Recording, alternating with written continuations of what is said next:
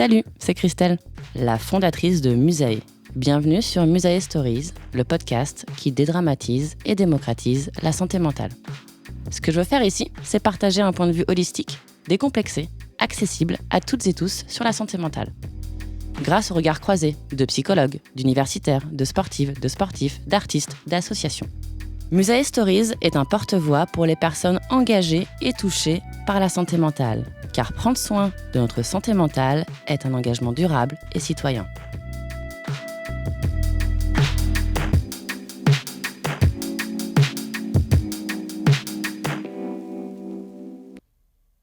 Bonjour à toutes, bonjour à tous, j'espère que tout le monde va bien. Bienvenue sur le podcast Musae Stories qui dédramatise et démocratise la santé mentale. Et aujourd'hui, je suis très contente de recevoir Michael, finalement un confrère du monde des podcasts dans la santé mentale. Donc avant de rentrer dans le dur du sujet, Michael, comment tu vas ? Bonjour Christelle, merci de l'invitation. Écoute, tout va très bien aujourd'hui, je suis content d'être là aussi et de parler de santé mentale avec toi. Avant de parler de ton podcast, est-ce que tu peux nous dire quel est ton parcours, d'où tu viens, est-ce que tu fais au quotidien justement sur la santé mentale ? Ouais, alors moi j'ai un parcours de psychologie, neuropsychologie, avec une spécialisation ensuite en sciences cognitives, en psychologie expérimentale et neurosciences comportementales. Et ensuite j'ai fait une thèse dans le réseau de la Fondation Fondamentale sur les troubles bipolaires et les troubles schizophréniques, avec la question qui était qu'est-ce qui peut permettre de déterminer l'évolution des patients dans le temps, pour voir un peu ce qui peut prévenir les rechutes par exemple, ou si on peut prévenir par exemple des tentatives de suicide. Voilà, tout ce qui peut se passer en fait, on a essayé de voir comment on pouvait prévenir ça justement en étudiant les patients à un instant T. Voilà, donc moi j'ai soutenu ma thèse en décembre 2020 et aujourd'hui j'ai un poste de chercheur dans le privé. Donc je suis dans une start-up qui fait une application mobile pour prendre en charge les addictions, en particulier le tabac pour l'instant, et on commence à travailler aussi sur l'alcool. Donc voilà, c'est ça que je fais au quotidien. On essaie de travailler sur cette application, sur des interventions en B2B aussi, pour justement soit prévenir les addictions en faisant de la sensibilisation, soit de prendre en charge les addictions quand elles sont déjà présentes, en utilisant notamment les thérapies cognitives et comportementales. Voilà, c'est ce que je fais aujourd'hui. Ok. Et en fait, tu as également lancé un podcast, en plus de toutes ces activités. Est-ce que tu peux nous en dire plus sur les mots bleus et pourquoi tu as eu envie en fait, de prendre la parole sur ce sujet qui est la santé mentale ? Ouais, alors on a créé les mots bleus en avril 2021, donc ça fait un peu plus d'1 an maintenant. Bon anniversaire. Merci. Donc on a créé ça avec mon compagnon, parce que lui il est vraiment fan de podcasts, et puis le confinement a fait que c'était un peu sa source d'évasion en fait, donc il écoutait pas mal de podcasts à cette période-là. Et moi, avant ma thèse, j'avais enseigné pendant quelques années auprès de lycéens dans un programme de médiation scientifique, dans lequel j'enseignais en fait, les neurosciences et les pathologies psychiatriques. Et donc voilà, j'avais vraiment envie de continuer en fait, cette transmission sur ces sujets-là. Comme les carrières d'enseignants-chercheurs dans le public sont assez bouchées, du coup, il n'y a pas forcément beaucoup d'opportunités de continuer dans cette voie-là, à moins d'avoir beaucoup de chance pour trouver un poste. Donc en fait, on a essayé de concilier un peu nos deux intérêts. Lui, il voulait vraiment créer un podcast. Moi, je voulais vraiment transmettre sur la santé mentale. Et donc on s'est dit, on va faire un podcast sur la santé mentale. Et c'est comme ça qu'on a eu l'idée, et on s'est lancé au niveau enregistrement en février l'année dernière. Ok. Et les mots bleus, pourquoi le nom les mots bleus ? Alors pourquoi le nom Les mots bleus ? C'est une bonne question. Alors déjà, j'aime beaucoup la chanson de Christophe, Les mots bleus. Mais je trouve aussi que les paroles de la chanson par rapport justement aux mots bleus, ça résonne pas mal avec la santé mentale, puisque on dit que c'est les mots qu'on dit avec les yeux. C'est typiquement quand on dit les yeux, c'est un peu le miroir de l'âme. Et en général, on n'a pas forcément besoin de parler à quelqu'un pour se rendre compte qu'il est triste ou qu'il est heureux. Ça se voit directement dans son regard. Donc c'était surtout ça aussi qui m'inspirait, de me dire les mots bleus, c'est ceux qu'on voit dans les yeux des personnes en fait. C'est chouette. Et en termes de ligne édito, parce que vous avez une édito assez spécifique, comment ça se passe ? Alors en termes de ligne éditoriale, on a fait le parti de faire essentiellement des témoignages. On a aussi des interventions de professionnels de santé ou d'autres acteurs du champ de la santé mentale. Mais pour ce qui est des témoignages, on a des témoignages de rétablissement notamment, parce que nous on pense que la santé mentale, de manière générale, et les troubles psychiques ont une image qui est très négative, qui est véhiculée par énormément de clichés stigmatisants dans la presse, dans les médias, dans les films, dans les séries, qui ne donnent pas envie d'aller consulter quand quand on se rend compte qu'on va mal, qui fait qu'on peut avoir honte aussi d'avoir une maladie psychique, alors que si on vous annonce d'avoir un diabète, ben voilà, vous avez un diabète et puis c'est comme ça. Si on vous dit bah, vous avez un trouble bipolaire, ce ne sera pas forcément la même réaction. Et donc on s'est vraiment dit qu'on allait changer, on allait essayer en tout cas à notre échelle de changer le regard sur ces troubles en disant bah, on peut vivre avec un trouble bipolaire et être en couple, avoir un travail, on peut vivre avec un trouble schizophrénique et être indépendant financièrement, ne plus vivre chez ses parents, avoir une vie tout à fait banale en fait. Et c'était ça le parti pris, c'est de montrer qu'on peut avoir un trouble psychique et qu'on peut se rétablir en fait, que le rétablissement il existe. Et c'est justement ça qui manque en fait pas mal parce que moi, du coup, j'écoutais pas mal de podcasts à un moment et j'en cherchais sur la santé mentale et il n'y avait pas grand-chose. Il n'y avait pas grand-chose et encore moins de choses qui donnaient un regard positif. Et donc on s'est dit, mais en fait là il y a vraiment un truc à faire parce que donner de l'espoir, en fait c'est ça qui va aussi donner envie aux personnes d'aller consulter. Et on sait qu'aller consulter c'est le premier pas aussi vers le rétablissement. Quand il n'y a pas de guérison possible, on sait que c'est des maladies qui sont souvent chroniques, hein, les troubles bipolaires, les troubles schizophréniques, etc. C'est des maladies qui sont chroniques, mais donc on ne peut pas en guérir, on ne peut pas faire disparaître la maladie, mais on peut se rétablir, c'est-à-dire qu'on peut mener une vie tout à fait standard en fait. Avec son trouble, comme on vivrait avec un animal de compagnie, on vivra avec sa schizophrénie. Voilà. Mais c'est vrai que l'imagerie collective, notamment par rapport à la schizophrénie, et qui a été véhiculée par un certain nombre de bouquins ou de films, tu as l'impression effectivement que c'est une personne qui va se trimballer dans la rue avec un couteau et forcément tuer n'importe quelle personne qui passe, alors qu'effectivement il y a une grosse méconnaissance des troubles de la santé mentale de manière générale, la même chose pour la bipolarité, et pour l'anxiété, la dépression, etc. Et oui, c'est vrai qu'on a un peu la mission commune par rapport à ça, que de dédramatiser et aussi d'expliquer effectivement ce qu'est la santé mentale. Vous avez quand même une particularité dans votre podcast, je trouve, c'est que vous avez arrivé vraiment à créer un safe space d'écoute. Et moi, c'est vraiment quelque chose qui me plaît quand j'écoute les podcasts des mots bleus. Et comment vous arrivez effectivement à créer effectivement cette intimité et aussi à amener aussi les gens à témoigner, parce que certes, depuis 2 ans, depuis le Covid, il y a quand même un gros coup de projecteur qui a été mis sur la santé mentale, parce que malheureusement, l'isolement a fait que on ne pouvait plus tellement oblitérer ce sujet-là. Après, ça ne veut pas pour autant dire que les gens sont à l'aise pour en parler ou que les gens sont à l'aise pour entendre effectivement des témoignages sur la santé mentale. Donc, comment vous y prenez en termes de témoignages pour créer vraiment ce confort et cette intimité ? Alors, comment on s'y prend L'approche est différente maintenant de l'année dernière. L'année dernière, on a surtout sollicité des gens qu'on connaissait déjà. Et qu'on savait avoir des troubles psychiques et qui en fait sont autour de nous et qui travaillent, qui sont en couple, etc. On leur a présenté le concept et on leur a dit si tu veux, tu peux être un de nos premiers ambassadeurs, finalement un de nos premiers témoins pour ce projet-là. Et les gens étaient très emballés parce que justement ils ressentaient ce besoin d'en parler, parce qu'ils se rendaient compte, justement c'était la période après les confinements, que pas mal de gens autour d'eux s'étaient sentis mal à un moment ou à un autre, et que les gens ne savaient pas forcément comment en parler. Et donc ce qui était bien, c'est que typiquement les 2 premiers épisodes qu'on a eu avec des personnes qu'on connaissait, c'était Alexandre et Coralie. Je savais qu'ils avaient pas mal de recul sur leurs troubles, qu'ils étaient aussi en phase de rétablissement, qu'ils avaient pas mal d'insight, hein, comme on dit. Ils savaient qu'ils avaient une maladie, etc. Ils connaissaient bien comment ça fonctionnait, etc. Donc ils étaient tout à fait partants pour parler de ça, pour parler de la dépression, pour parler de l'anorexie, pour expliquer ce que c'est. Parce que finalement, la dépression, c'est quoi ? Quand on dit à quelqu'un j'ai une dépression, 90% des gens vont dire allez, je ne veux pas être vulgaire, mais on va se mettre un coup de pied au cul et ça ira en fait. Ouais. Ou fais quelque chose, lève-toi de ton lit. Mais en fait, ça ne marche pas comme ça. Ouais. Ça ne marche pas comme ça. Quand on a une jambe dans le plâtre, on ne peut pas plier son genou en fait. Et là, c'est un peu pareil. On a juste le corps et la tête qui sont dans le plâtre. On ne peut juste pas bouger en fait. Et ça, Alexandre l'explique très bien. Et en fait, ces épisodes qu'on a fait au début avec les personnes qu'on connaissait, il y avait déjà cette intimité qui était là, parce qu'il y avait l'amitié, parce qu'il y avait les relations qu'on avait déjà. En fait, ces premiers épisodes, ils ont inspiré des personnes qui sont venues nous contacter pour témoigner aussi, de nous dire moi aussi, j'ai tel trouble, j'ai vécu telle situation, et puis j'ai bien aimé le format. Et du coup, ça me donne envie en fait, de venir témoigner aussi. Parce qu'on a aussi pris le parti de rendre hommage, en fait, entre guillemets, aux différents témoignages, en créant à chaque fois une atmosphère différente, avec une musique qui est composée par Alex pour chaque épisode, une illustration qui est faite par Manon pour chaque épisode. On a une retranscription qui est faite aussi à posteriori par Hunt pour les personnes sourdes et malentendantes. Donc on essaie vraiment de parler au plus de gens possible. Et pour ce qui est de créer un peu l'intimité, comment on fait en général? Les personnes nous contactent de manière assez succincte, en nous disant j'aimerais bien témoigner, j'ai ci et ça, et puis voilà, je suis dispo pour en parler.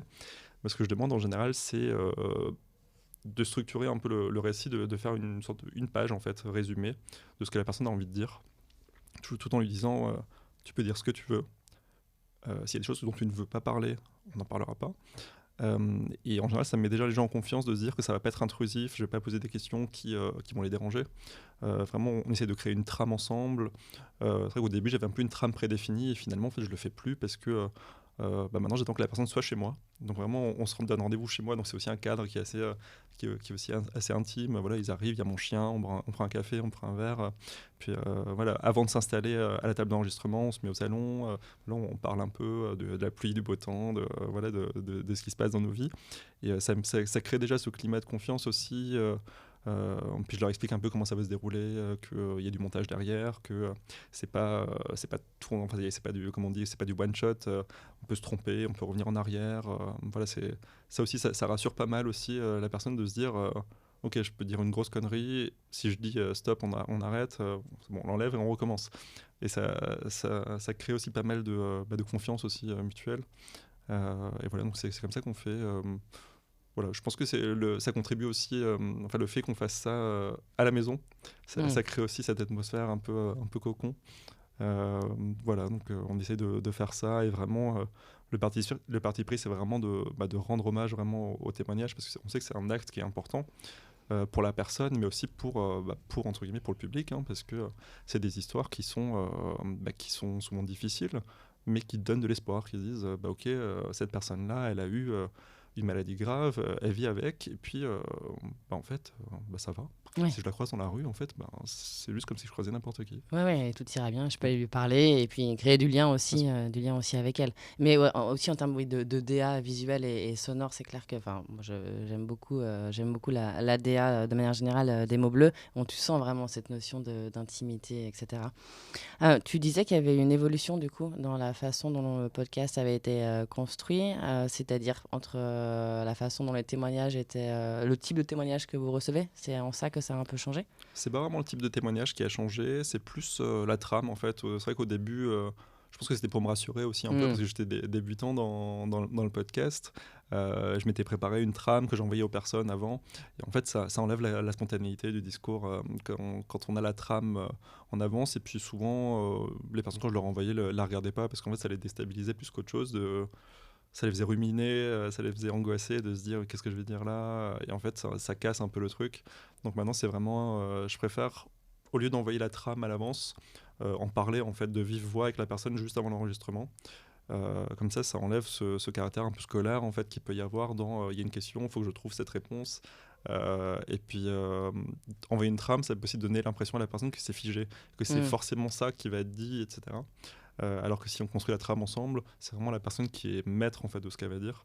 Donc c'est surtout ça qui a changé, c'est que on essaie de plus de s'adapter en fait à la dynamique en fait de l'entretien plutôt que de le structurer à l'avance. Ouais, pour vraiment être dans l'authenticité aussi du moment et j'imagine que du coup dans la perception du public, ça doit aussi. Est-ce qu'il y a des épisodes qui ont mieux fonctionné que d'autres ou qui ont du moins suscité plus de questions, d'interrogations sur Instagram ou sur vos plateformes?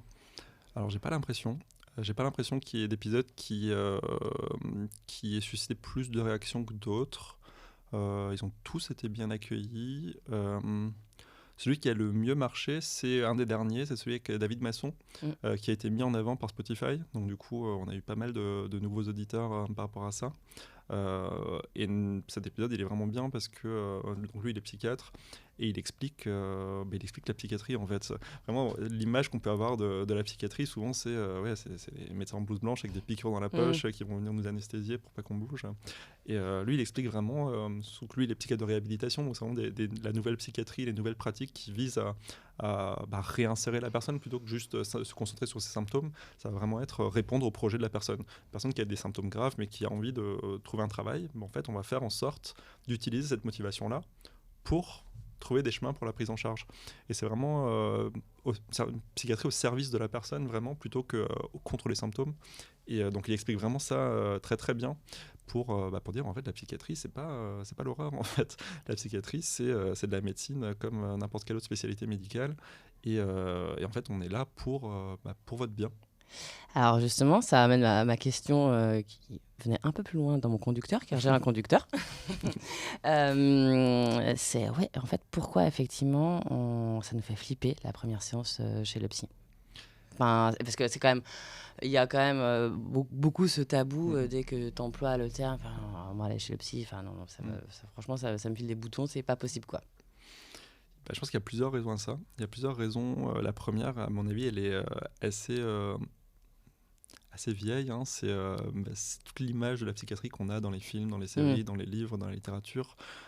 Ça date pas d'hier pour le coup. Et c'est vrai que quand on parle de psychiatrie à une personne qui n'est pas forcément initiée au sujet, ça renvoie à des images qu'on a pu voir justement à la télé ou au cinéma.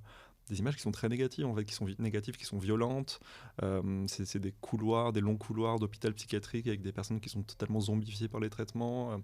Déjà, de base, ça ne donne pas envie d'aller consulter parce qu'on se dit, mais en fait, si ça se trouve, j'ai un truc grave et je vais finir comme ça. Donc ça donne pas envie, en fait.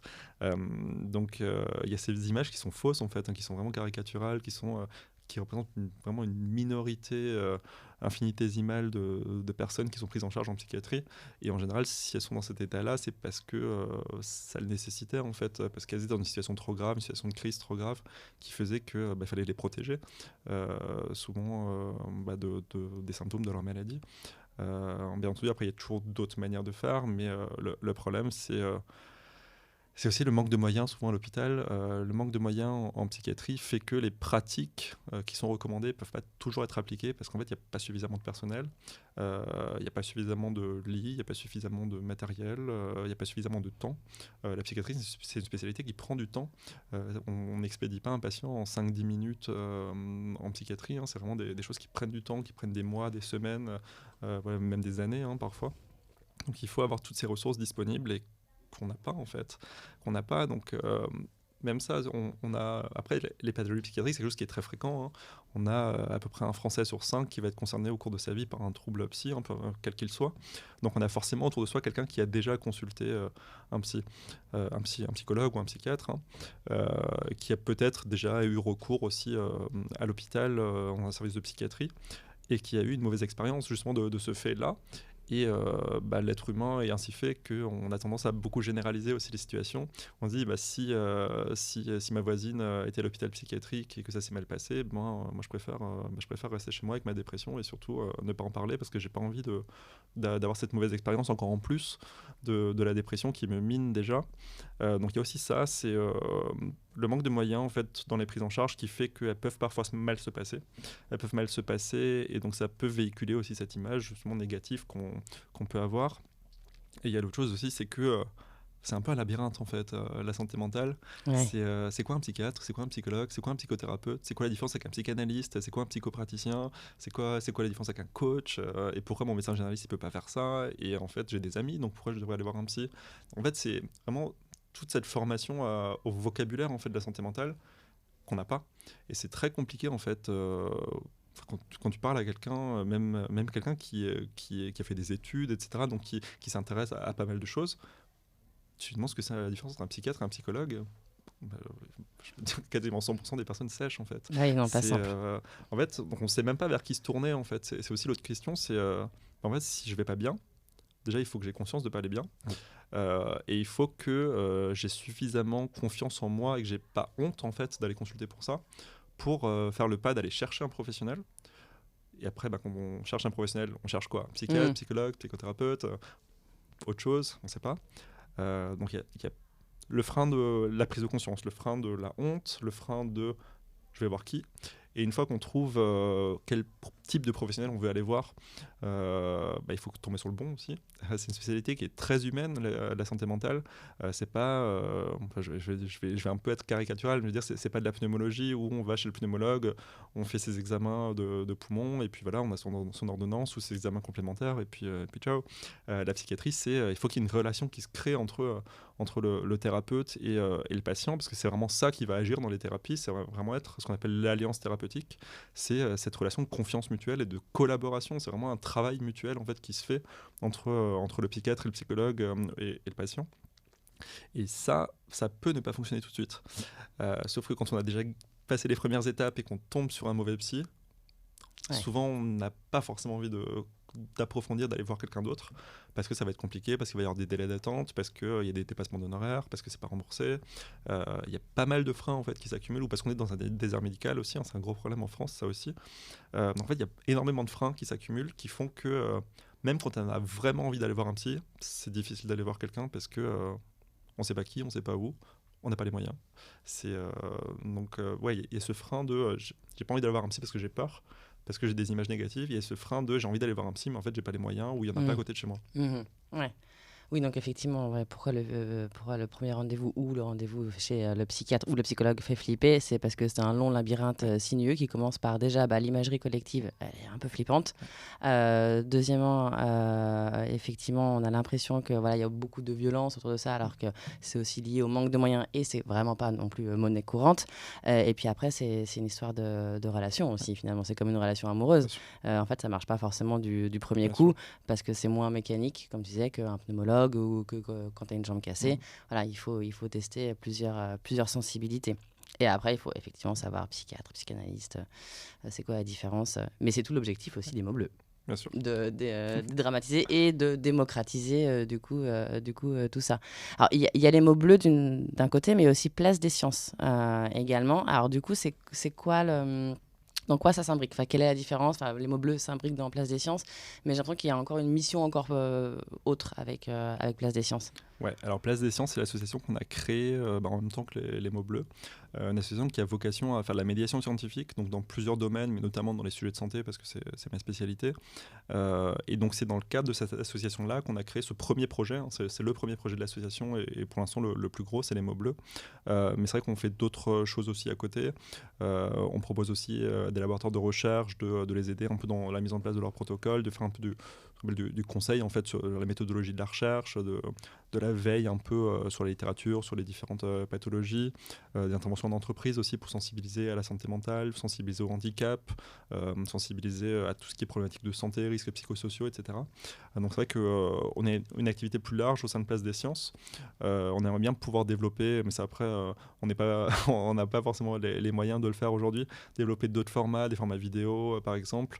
On aimerait bien faire des formats livres aussi, enfin faire pas mal de choses. C'est vrai que ça prend du temps, comme on est une association à but non lucratif, donc c'est vrai qu'on est majoritairement autofinancé, on a quelques dons, mais c'est vrai que ça suffit pas forcément à financer pas mal de matériel.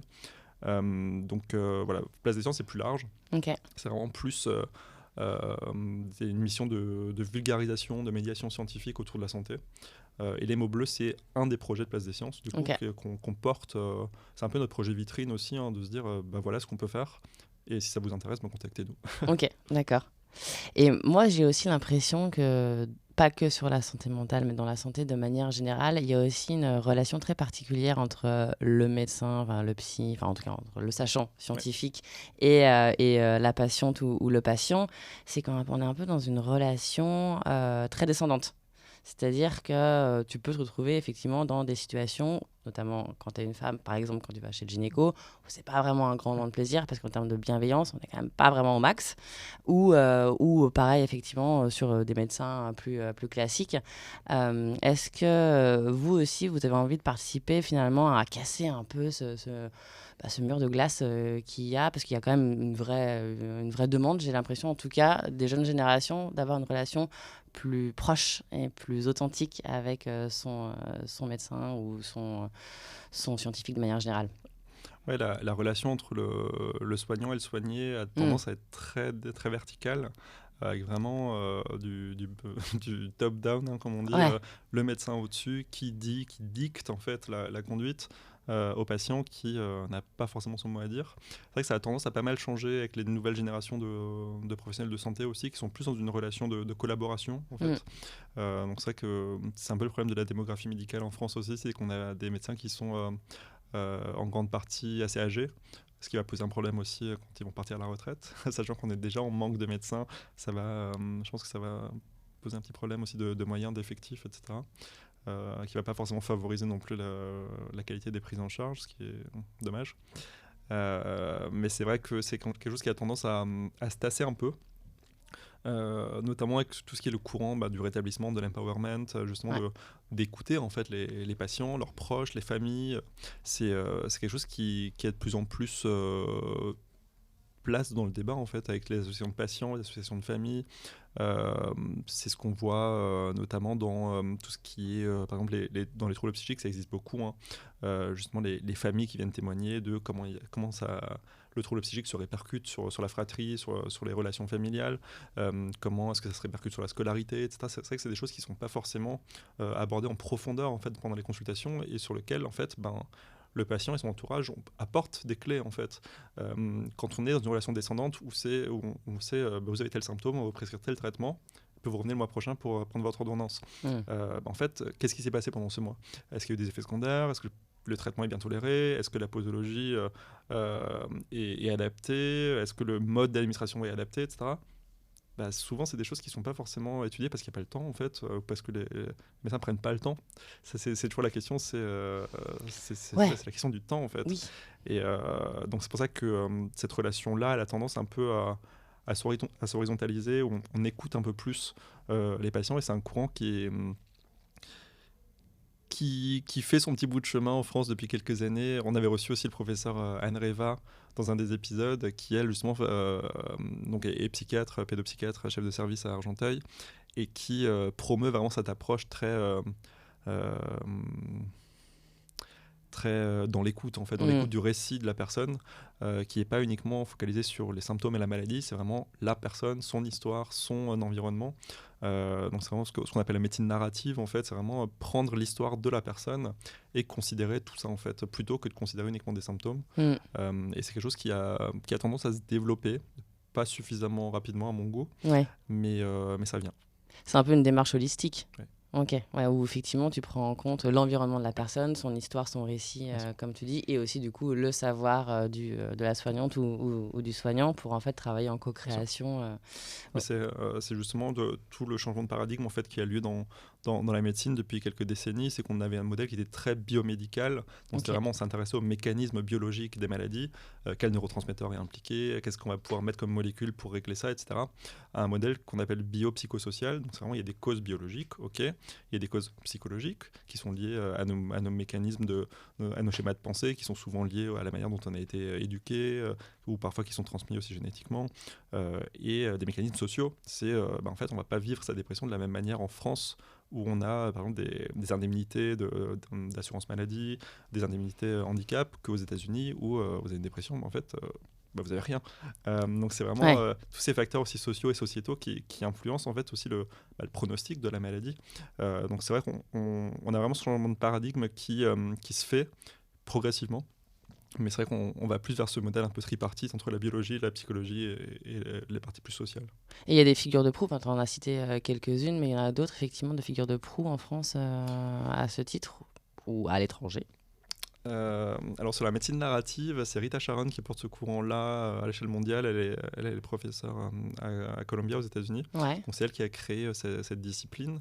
Elle est plutôt d'orientation psychanalytique au départ, donc c'est vraiment de base, en fait, son approche est déjà fondée sur le récit, mais elle promeut vraiment ça sur d'autres aspects. C'est vrai que des figures de proue, je serais bien embêté de t'en citer en France. Il y a Anne Reva qui travaille avec Laurence Verneuil. Après, tu as toutes les personnes qui font de la psychiatrie de réhabilitation aussi, qui s'intéressent vraiment au projet de la personne. Là, il y a des personnes qu'on a reçues dans le podcast. Il y a Nicolas Rintaud qui est à Montpellier, il y a David Masson qui est à Nancy, il y a Nicolas Franck qui est à Lyon. Donc c'est vraiment toutes les personnes qui vont s'intéresser au projet personnel de la personne, de se dire ok, la personne a ce trouble-là, elle n'en a pas forcément conscience, elle n'a pas forcément envie de prendre un traitement, mais comme elle a ce projet-là, et que pour ce projet-là, il faut d'abord régler ça, ça va être la voie d'entrée en fait pour proposer le traitement. Donc on va vraiment prendre la personne dans sa globalité, et surtout dans ses envies, pour se servir de ça justement pour favoriser la prise en charge. Et donc ça, effectivement, c'est des figures de proue du côté des soignants, mais aussi ce que vous faites, c'est du côté du récit par rapport au grand public, finalement. C'est en fait de décloisonner les différents discours pour apporter aussi un autre éclairage positif et aussi normaliser un peu le sujet de la santé mentale.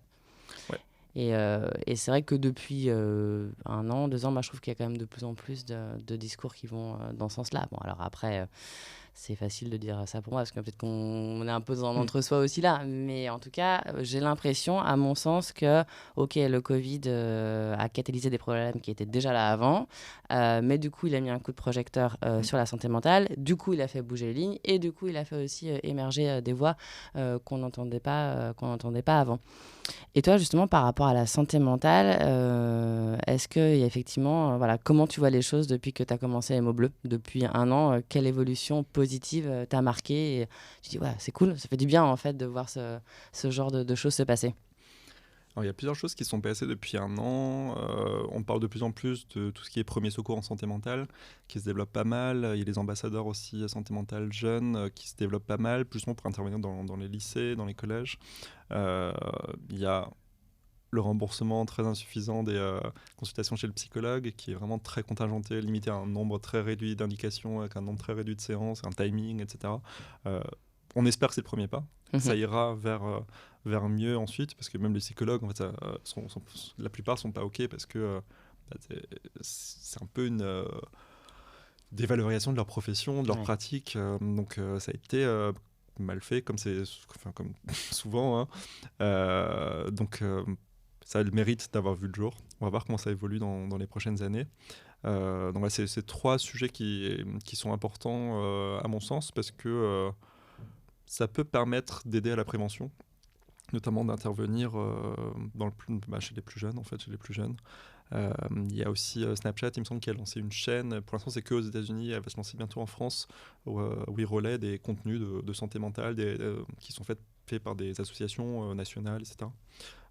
Il y a le 31-14 aussi qui a vu le jour. C'est vrai, Ça, c'est vraiment une belle occasion d'en parler aujourd'hui. Juste pour expliquer le 31-14, ce que c'est. Le 31-14, c'est la ligne nationale de prévention du suicide qui a vu le jour en octobre 2021, qui était attendue depuis des années et des années. Et donc voilà, le 31-14 est disponible 24 heures sur 24, 7 jours sur 7, avec des professionnels de santé à votre écoute. C'est ça qui change par rapport aux autres lignes qui étaient assurées par des bénévoles écoutants qui n'étaient pas forcément formés à la santé mentale.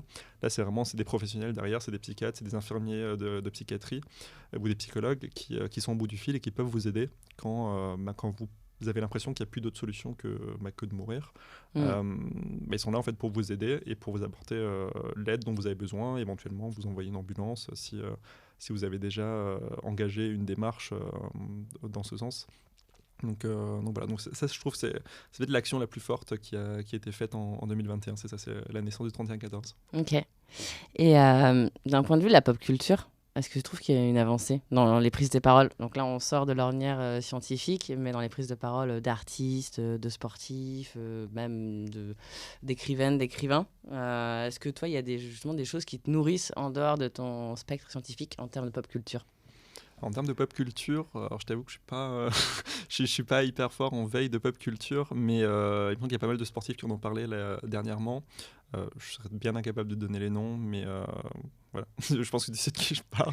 Oui, Thierry Henry et Patrice Evra. Ouais, de footballeurs, effectivement. Ouais. Il y a ça. J'ai l'impression que les chanteurs anglo-saxons ont tendance à plus en parler. C'est toujours la dichotomie entre la France et les États-Unis, enfin les pays anglo-saxons et les pays plus latins, où on est plus pudique en fait sur sa santé mentale. C'est vrai que j'ai l'impression qu'aux États-Unis on en parle pas mal. Au Royaume-Uni aussi, il me semble c'est le prince Harry aussi qui sponsorisait une action sur la santé mentale, et ça avait été assez mal vu justement parce que c'est la santé mentale et il fallait il fallait pas en parler, donc ça a été assez mal vu, il me semble, par la famille royale. Intéressant. Donc c'est vrai qu'à l'étranger on en parle pas mal, en France on en parle encore assez peu.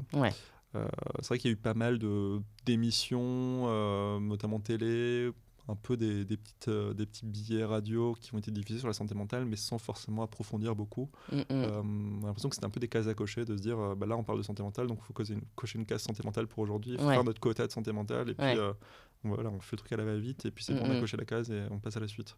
Et c'est un peu ça le ressenti que j'ai depuis 1 an, c'est les grands médias qui ont ce pouvoir justement de parler au plus grand nombre, parce qu'il y a quand même pas mal de personnes qui regardent la télé, qui écoutent la radio. Ils ont ce pouvoir en fait de véhiculer des images positives, de véhiculer des choses réelles en fait, plutôt que des clichés. j'ai pas l'impression que ce soit vraiment en cours. Bah ouais, ils l'ont fait une fois avec Stromae en début d'année, donc là du coup, comme tu dis, pour le quota, c'est fait pour l'année, quoi. Mais oui, et d'où effectivement nous notre rôle, mais c'est vrai qu'on n'a quand même pas encore la même force de frappe que les grandes chaînes publiques ou les gros carrefours d'audience. Au-delà effectivement des médias et effectivement des professionnels qui sont déjà dans le monde de la santé mentale, tu disais qu'il y avait quand même un besoin en matière de médecins, de soignants, de psy. Qu'est-ce que tu dirais à un jeune, comment tu le motiverais justement pour devenir, du coup, pour s'embarquer dans cette filière scientifique pour soigner effectivement le mental des gens? Alors, comment je motiverais des jeunes je pense qu'il déjà, il faudrait en parler beaucoup plus tôt. Ouais. Parce que c'est vrai que, on parlait tout à l'heure justement des différences entre psychiatres, psychologues. C'est vrai que pas mal de jeunes veulent s'engager dans la voie de la psychiatrie, de la psychologie pour le coup. On sait que les facs de psycho sont souvent saturées parce qu'en fait, les jeunes ne savent pas vraiment en fait dans quoi ils vont s'engager. Ils pensent faire de la psycho parce que c'est bien, on va comprendre l'autre, etc. En fait, quand on se retrouve en fac de psycho, c'est pas du tout ça. La moitié des cours, c'est des stats. Le reste, c'est des trucs vraiment très scientifiques, très mécaniques, de psychologie cognitive, la vision des couleurs, etc. Donc, en fait, les personnes veulent faire de la psycho et se retrouvent là parce qu'en fait, ils ont l'impression que la psychologie, c'est la psychanalyse. La psychanalyse, c'est un champ pratique bien particulier de la psychologie, alors qu'en fait, la psychologie telle qu'elle se pratique aujourd'hui, c'est pas du tout ça. C'est vraiment extrêmement large. Donc vraiment, comment motiver les jeunes, c'était en fait de leur dire ce que c'est vraiment. Ouais. Et c'est quelque chose qu'on fait pas vraiment assez, notamment en termes d'orientation. C'est vraiment pas propre en fait au milieu de la santé mentale. Au niveau d'orientation, on est très mauvais en fait pour expliquer en fait aux jeunes en quoi consistent les différents métiers. Et c'est vrai que pour le coup, quand on dit à quelqu'un fait médecine, on fait rarement l'association médecine-psychiatrie. Ah oui, Déjà, pas de du savoir tout. qu'un psychiatre est un médecin, c'est pas donné à tout le monde en fait. Tout le monde est pas au courant de ça. Et donc de savoir que pour devenir psychiatre, c'est pas des études de psycho, mais c'est des études de médecine plus un internat en psychiatrie. Donc c'est-à-dire 6 ans d'études générales de médecine plus ensuite une spécialisation. Il y a peu de gens qui le savent. Donc déjà, peut-être que les psychiatres ont un rôle aussi à jouer là-dedans. Il y a une campagne qui a été lancée l'année dernière justement pour motiver les jeunes à faire psychiatrie parce que c'est la spécialité qui est un peu le plus boudée quand il s'agit de choisir son internat. Après les 6 années générales de médecine, on choisit un poste d'internat, et donc une spécialité et un lieu d'exercice. C'est vrai que la psychiatrie est pas forcément bien vue en fait parce qu'elle est vraiment tout en bas des classements en général. Pourquoi? Parce que c'est des conditions qui sont souvent difficiles en fait d'exercice. Comme on l'a dit, il n'y a pas beaucoup de moyens, il n'y a pas beaucoup d'effectifs. C'est une spécialité qui demande du temps, qui est aussi prenante humainement, qui peut être prenante émotionnellement aussi. Donc il faut vraiment bien se préparer. Donc c'est vrai que pour motiver quelqu'un, je pense que la première chose à faire, c'est déjà de mieux informer en fait sur ce que sont ces métiers et aussi mettre mettre l'accent sur les choses positives en fait, parce Ouais, que sur les bénéfices. c'est vraiment quand on est psychologue, quand on est psychiatre, on sent qu'on a vraiment un impact en fait sur la personne de manière globale en fait. Quand on arrive à faire se rétablir une personne qui a une schizophrénie, une dépression résistante, etc. En fait la personne revit en fait. Vous ressuscitez une personne qui souvent est dans une impasse un peu qui est minée par des symptômes que personne avant avait réussi à prendre en charge, qui a des projets mais en fait personne ne s'était vraiment intéressé à ces projets parce que justement elle est malade donc il ne faut pas trop la brusquer, mais en fait non, la personne elle a envie de faire des choses donc en fait il faut la booster pour faire ça. Et donc vraiment c'est ça, c'est de se rendre compte que quand on est un professionnel de la santé mentale, on a vraiment un impact qui est énorme en fait sur la vie de la personne et c'est hyper gratifiant en fait de se dire en fait notre prise en charge là collective avec l'équipe dans le service, en fait cette personne là avant elle était vraiment elle se morfondait dans son lit en fait parce qu'en fait elle pouvait rien faire en fait parce que sa dépression était trop forte. Et en fait, là, on a réussi à la prendre en charge, à l'écouter, à prendre en compte ses besoins. Et en fait, demain, elle a un entretien d'embauche, elle a rencontré quelqu'un. En fait, c'est une renaissance, en fait. On peut offrir cette renaissance, en fait, à quelqu'un. Et je trouve que moi, je pense que c'est la meilleure c'est le meilleur incentive, en fait, la meilleure motivation qu'on puisse donner à quelqu'un, c'est cet impact en fait vraiment positif qu'on peut avoir sur la personne et son entourage aussi. Ouais, enfin c'est effectivement en termes de reconnaissance quand tu es soignant et que tu travailles dans la santé mentale, c'est quand même effectivement t'as la possibilité, le pouvoir de faire du bien aux gens. Et c'est vrai que ça, on ne communique pas forcément, et on devrait faire une campagne de recrutement dans les collèges et dans les lycées, effectivement, pour réorienter et oui, peut-être réexpliquer un petit peu mieux la différence entre psychanalyse, psychiatrie, psychologie, etc. Pour terminer, c'est quoi l'actualité en ce moment des mots bleus? C'est quoi les prochaines étapes pour vous? Alors la prochaine étape, c'est l'Olympia le 13 juin. Ok, rien que ça. Ok, on pose ça là. Voilà, on a été choisi parmi les 5 lauréats de l'appel à projet du Psychodon. Super. Sur la santé mentale des jeunes. Donc voilà, la prochaine étape, c'est de présenter le projet pendant le Psychodon, qui est retransmis aussi à la télé, pendant le concert caritatif. Donc ça, c'est la prochaine étape. Okay. Et une étape qui suivra juste après, 3 jours plus tard, le 16 juin, c'est le lancement de la 2e saison. Le lancement de la 2e saison des mots bleus. Donc on a vraiment hâte de diffuser. On a 5 épisodes qui sont prêts là. Donc on a vraiment super hâte d'être mi-juin pour proposer ça. On a d'autres projets aussi qui sont à plus longue échéance. On a coécrit un livre aussi avec une psychiatre qui s'appelle Astrid Chevance. Okay. Donc on est plusieurs auteurs, on est une dizaine d'auteurs, mais dont moi qui écris pas mal de chapitres dedans, qui sortira à la rentrée. Je ne sais pas vraiment si le titre est déjà public, donc regardez juste Astrid Chevance à la rentrée. Et pas puis de spoil, pas de spoil. Okay. Et puis vous saurez, donc c'est toujours sur les idées reçues, sur la santé mentale, etc. Donc voilà, donc il y a ça. Et ensuite, on va travailler sur le livre des mots bleus aussi.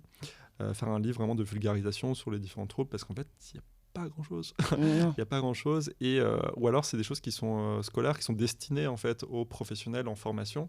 Mais au niveau grand public, aborder les troubles psychiques de manière pragmatique et concrète, c'est quelque chose qui se fait très peu, et j'ai du mal à m'imaginer pourquoi. Peut-être justement parce que les gens auraient honte, en fait, peut-être d'aller à la caisse avec un livre là-dessus, de se dire j'ai pas envie que la personne croie que...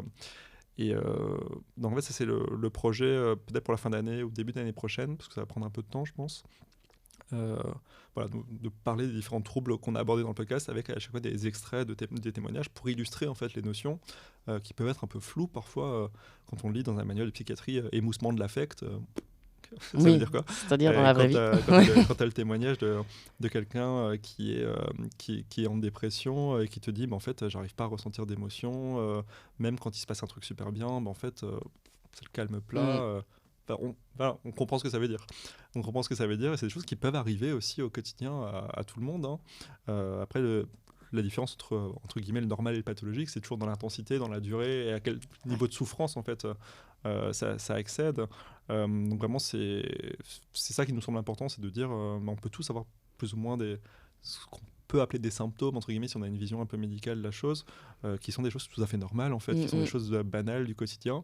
Mais ce qui fait la pathologie, c'est l'intensité, la durée, la souffrance qui y sont associées. C'est intéressant ça. Effectivement, on peut tous ressentir ce spectre de sentiments, d'émotions, mais voilà, ce qui fait la différence, c'est le nombre de fois et la quantité, et la force en fait de ça. Ok, d'accord. Une actualité chargée. Du coup, un Olympia, un bouquin, une saison 2, c'est chouette. Tu as bien fait de prendre des vacances, je pense. Oui. Ok. Merci beaucoup, Mickaël, d'avoir accepté l'invitation. Je vous invite bien évidemment à écouter Les mots bleus qu'on retrouve sur toutes les plateformes d'écoute, j'imagine, en tapant Les mots bleus. Ok. Et sur Instagram. Et Twitter. Et Twitter. Merci beaucoup. Bon après-midi. Merci. Salut. Retrouvez-nous sur Instagram @musaetomorrow. Si vous ressentez un mal-être psychologique, je vous recommande d'en parler avec un professionnel de la santé mentale. À très vite.